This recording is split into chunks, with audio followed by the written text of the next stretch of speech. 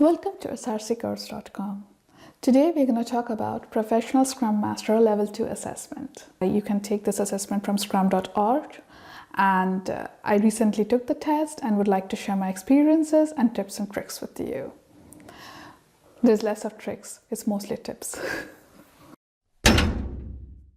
This is the first in a series of videos. I'm not sure whether I'm going to make 2 or 3, but in this video we're going to talk about what is the test about and what you need to do, what is the cost, what is the time, what is the structure, and so that by the end of this video you should be able to take a decision whether you want to apply for this test, do you want to take the assessment, or this is not meant for you. Stay with me as I take you through the overview of the PSM II test. The PSM Level 2 test aspires to prove 3 things: that you have advanced knowledge of Scrum and you're able to apply it to solve real-life problems, you have in-depth Scrum experience, and you have advanced knowledge and capabilities. The final thing that I would like to say that it is recommended certification is PSM I. That means scrum.org is suggesting that you have the PSM I certification before you take this. Now, technically there is, while I was enrolling for this test or buying the test and taking it, there was no place where I needed to mention that I have qualified the PSM I previously. But I believe this suggestion is mostly from the fact that as a level of difficulty and the level of complexity of this test is so advanced that it would really add to your advantage if you take PSM I before you think of taking PSM Level 2.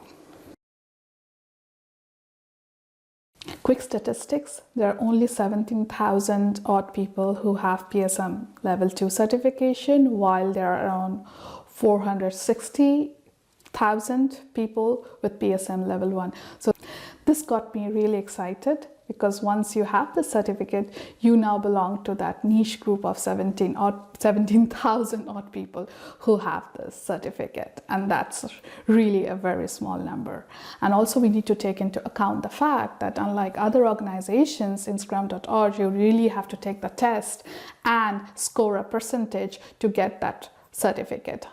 In most other organizations, you take the training and you take the test. Obviously, the assessments administered by scrum.org and the high cutoff marks, this is 85%, and the time limit, I feel that this kind of validates that it really tests your skills and your presence of mind and your ability to deliver under pressure.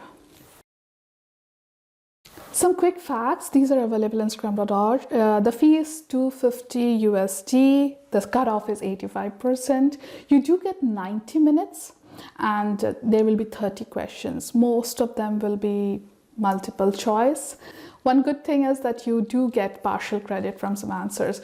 I'm happy about that, because most of the questions were so tough that without the partial credit, I'm sure I would not have been able to succeed. Quickly, let's speak about the type of questions you will face.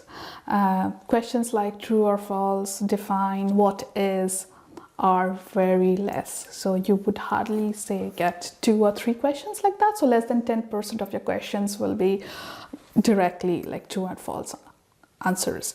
And when you do get such a question, I hope that your preparation is such that you don't miss those points, because they'll really help you get those past that 85% cutoff.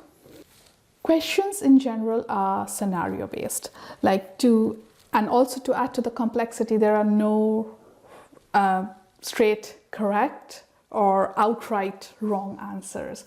I would say most of them are the gray.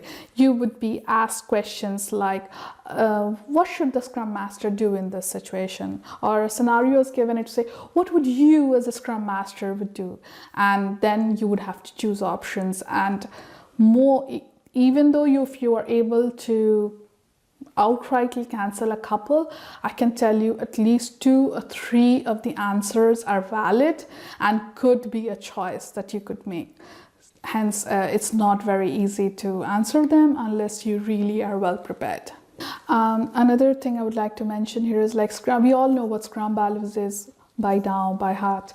And here in this test, what's interesting is there will be a question. They'll give you a scenario, and they will ask, please tell us which Scrum value is challenged in the situation, or not upheld.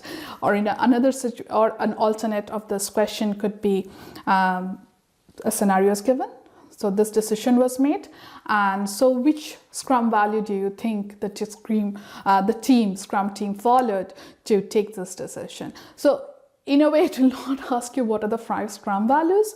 It will literally put you in a situation and then ask you like which value is being tested or being reinforced in this situation. So that's a quick overview of the test. I've given you enough food for thought. So if think about it, take some time. And if you think you are up to the challenge and want to really take the test, then continue to my next video. Good luck. I always forget saying this, but if you really like these videos and if you stayed with me till the end, leave a comment or a like, or share it with somebody you think who might benefit or is thinking about taking the test.